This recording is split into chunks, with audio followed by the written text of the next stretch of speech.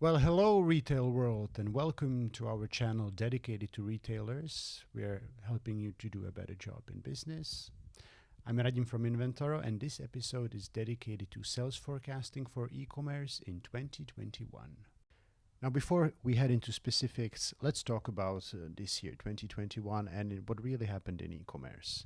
If there's one word that defines all our customers and what we see in their data, then it's growth. E-commerce has skyrocketed in the last year, which is great news for business, but it really makes sales forecasting much, much harder. Now let's take a look at the chart and understand why. Okay, so let's draw this out. Tanya, are you with me? Yes. Great.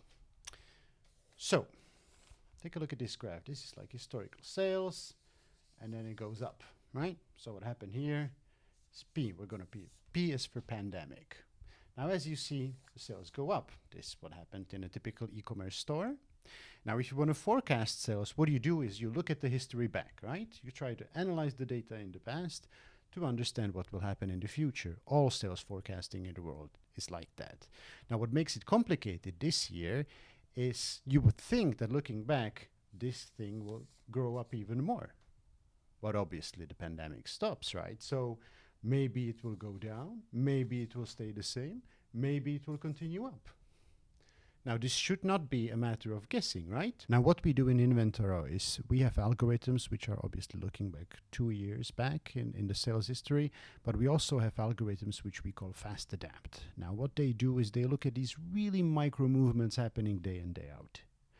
So when sales suddenly start to change, either up or down, we immediately identify the movement and we immediately change our sales forecasting accordingly. So that's how we are still safe enough to say how your sales are going to look like in the future, because we have this double view on sales forecasting, the long-term view as well as the micro view, and we put them together and bring you great results with it. So to sum up, 2021 was a great year for e-commerce and we saw a lot of growth. This makes sales forecasting challenging and complicated. And the way to deal with it is you have to look at your past sales from a micro as well as macro perspective to get great results and have good sales forecasting for the future. I'm Radim from Inventoro and I hope you enjoyed this episode. Please do subscribe to our channels and leave any comments underneath this video if you have questions. Thank you and bye-bye.